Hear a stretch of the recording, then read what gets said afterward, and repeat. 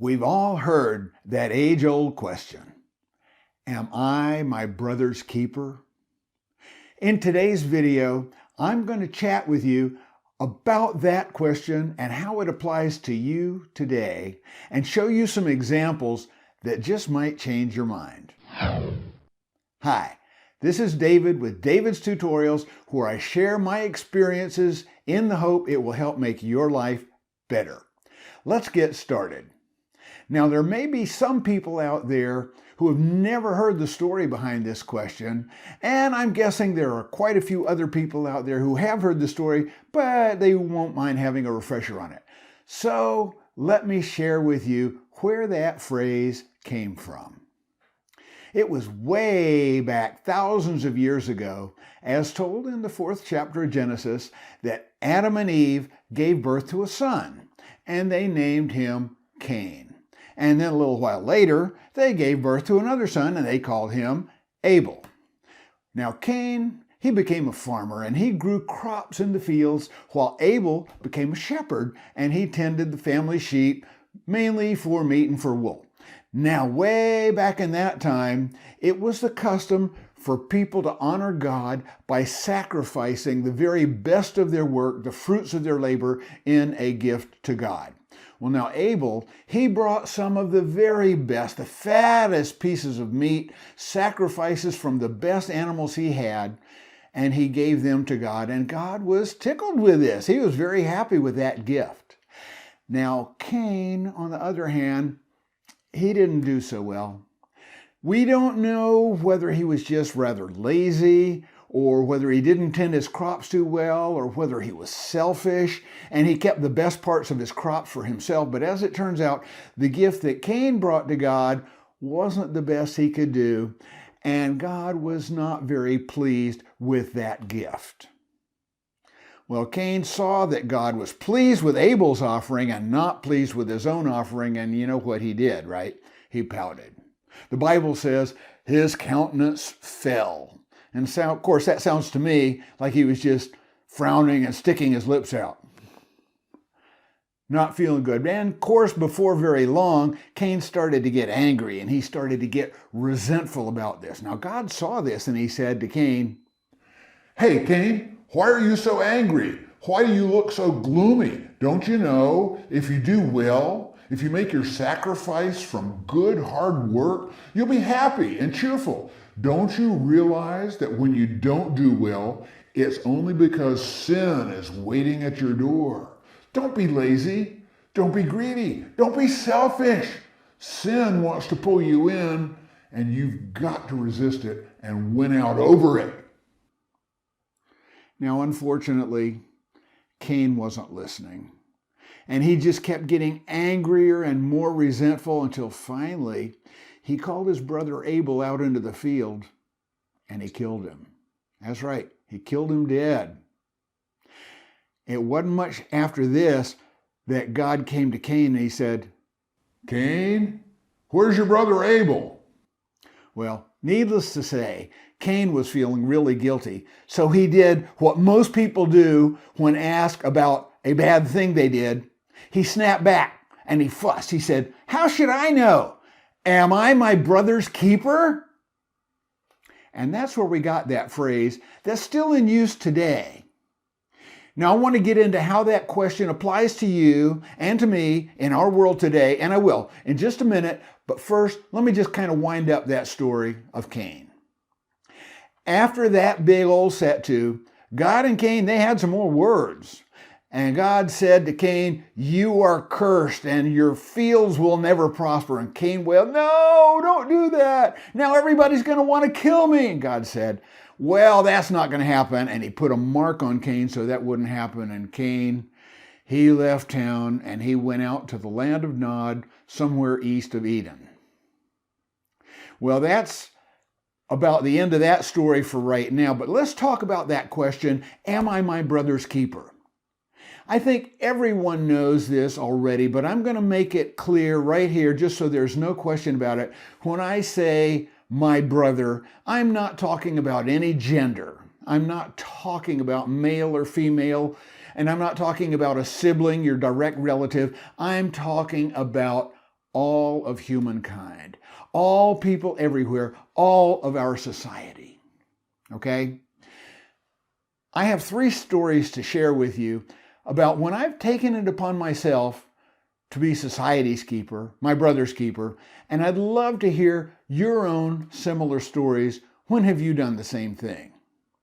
After I share these stories, I'm going to pose this question to you again, and we'll see at that point how you feel about it.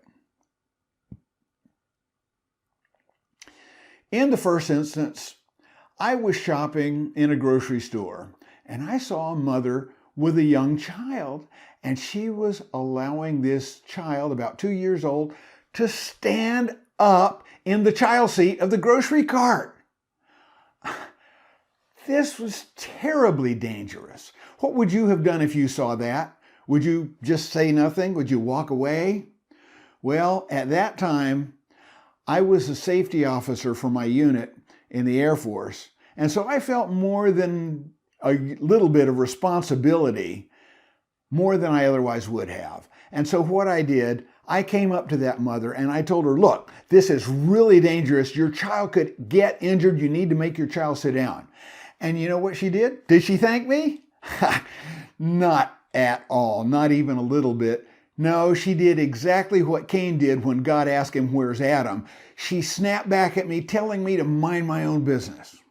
Well, at this point, I told her, look, I'm a safety officer and this is my business. And if you have a problem with that, then you just put me in touch with your boss or with your husband's boss, whichever one it is, and I'll be happy to talk with them about it. Now, what's your boss or your husband's boss's name and phone number? Well, at that point, the lady just made her child sit down and she walked away, and I didn't hear another word about it.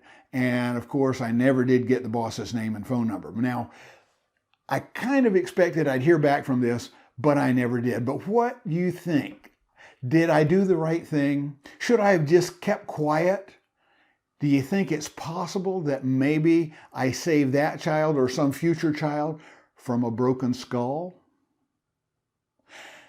Another incident I had, I was on a different Air Force base. This is in Montgomery, Alabama. And we had one of our not very common overnight heavy frosts. And that morning, as I was going out to get to work, it probably took me 15 minutes of scraping to get enough ice off my windows of my car so I could drive to work. Well, I went ahead and I drove to work, and I was driving on the Air Force base. I came across this intersection, and I could see waiting at the intersection at a stop sign waiting for me to go by. There was this yellow Volkswagen, and as I got a little bit closer, I could see that all of the windows on this yellow Volkswagen were covered in frost, and the driver, he had scraped maybe the size of a paperback book, a hole in the windshield right in front of where he was peering out. And I looked at that and I saying, this is an accident waiting to happen. I just can't let this go on. So I stopped my car right in front of this yellow Volkswagen. Obviously, he could see me through that little hole in his windshield, and I blocked him. I got out of my car and I dug a credit card out of my wallet, and I went over to his car and I started scraping on his windshield, and I scraped that whole windshield. Well, as I got that hole bigger and bigger and bigger, I could see that sitting inside that car was a lieutenant colonel. Now, this is somebody who was 2 ranks higher than I was at the time. And I don't know how much you know about ranks in the military, but if somebody's higher in rank than you are, you definitely have to give them respect. And if you don't, you can get called on the carpet for it. Well, I had already started the job, so I finished it up. I finished scraping off his whole windshield, and I went around to the driver's side and I scraped the frost off that windshield, and then I scraped the frost off of the rearview mirror so he could kind of see behind him. And when I was done with that, I basically took a step back and I stood at attention and I saluted him. I turned around, got back in my car, and I left. Now, I got to tell you, I really expected to get called on the carpet for disrespecting a superior officer. But when I stepped back and I saluted the guy, he was very carefully looking off in the other direction, not making any eye contact at all, and I never did hear another word about it. Okay, so what do you think I should have done? Did I overstep my boundaries in this case, or did I make the Air Force Base that morning a little bit safer? Here's one additional incident. It took place on a different Air Force base several years later. I was following another car, and he came up to a stop sign, and he rolled down his window and he threw out a cigarette butt. Now, I know a lot of people do this and a lot of people just let it go, but here I was on an Air Force base where we're supposed to actually keep things a lot neater than the civilians do in the outside world. You may or you may not. It depends on what you want your society to be like. Well, I came up to that stop sign and I stopped my car. I opened my door and I picked up that disgusting cigarette butt and I followed the guy to the next stop sign. And when he stopped at that stop sign, I beeped on my horn and I waved at him and I put up my finger like, hey, hang on a second. And he did. He waited for me and I came up beside his driver's window and he rolled it down to see what I wanted. And I said to him, sir, you dropped this at the last intersection. And I handed him the cigarette butt. And he pretty much had no choice but to take it. And believe me, he looked kind of embarrassed about it. And I said to him, I would really appreciate it if you wouldn't throw your trash out on my Air Force base. Now, this is a civilian, probably a civilian government worker, but I wanted him to know that people were watching and people cared about whether he threw his trash out on the street. And of course, I was feeling a little bit fractious at that time as well. But I was also irritated that somebody would do that sort of thing, and I just had to say something. All of this comes back to the question, am I my brother's keeper? And what that really means is this: how much are each of us responsible for the way our society is today? One of the scourges of our society today is crime. Crime is committed by people who lie, who cheat, who steal, who hurt other people because they can get away with it, because they're greedy, because they're selfish. But consider this: people who commit crimes today didn't start out as criminals. They started out doing one little thing that they knew was wrong and they got away with it. Or somebody noticed it and didn't say anything. And then they did something bigger, and then they did something bigger, and then they did something bigger. And today those people are either sitting in jail or they are one of the cancers on our society. My daughter was in a Walmart in Tulsa, and she was in the self-checkout area where there's a lot of registers, and she noticed that the lady right beside her was leaving without having checked out a case of drinks that was on the bottom shelf of her cart. Now, did my daughter stay quiet and not say anything? No, she didn't. I was actually very proud of her for this. She said, "Ma'am, you forgot to check out your drinks there on the bottom shelf." And of course, she said this loud enough that the lady who was the employee monitoring the self-checkout area started walking over towards them. Now, the look that lady gave my daughter, it was scathing. It was, "I can't believe you ratted me out." As if that woman thought she had a right to steal from the store and my daughter had no right to call her on it. But maybe, just maybe, the next time that woman was tempted to steal from a store, she might think twice. Now, you might think that none of this really matters. What's one more cigarette butt on the ground? What does it matter if a lieutenant colonel driving with an ice-encrusted windshield runs into a telephone pole? After all, it's his own fault, right? What does it matter, one little case of drinks to a giant like Walmart? That's backwards thinking, people. You just can't think that way. It's like saying, who cares about that little spot of malignant cancer on your arm? It's so small, it can't make any difference. I'll tell you right now, if you want to live in a society where lying, where cheating, where stealing, and hurting other people is acceptable, even when it's done to you, then keep quiet and don't say anything when you see it being done somewhere else. But if you want to live in a society, in a city, in a state, in a country where you can trust people and where people can trust you, then you need to become the protector of that society, of that civilization. When you see someone or become aware of someone doing something wrong, do something. either say something to that person or report them to somebody who can. It depends on, first, how much courage do you have, how much responsibility you have, and what kind of danger you might be putting yourself in. But the big question is, are you your brother's keeper? You might think it doesn't make much difference at all, but it will make some difference. And if enough people make some difference, then we can shape our civilization, the whole civilization everywhere, back to having the decency and the honor it should have that we all want to live in. Last item. I once heard a speaker, a man named Ray Youngblood, tell a story one time to a group. He said, "How do you boil a bullfrog? Now, you can't throw a bullfrog into boiling water. He's just going to jump right out again. So instead, you put him in a pot of cool water and then you turn on the heat." And old Mr. Bullfrog, he feels his heat coming up. He says, "Ooh, that feels good." And he lays back and he takes a nap. Before he knows it, he wakes up dead. This means basically bad things, bad people, bad elements of our society, they don't happen all at once.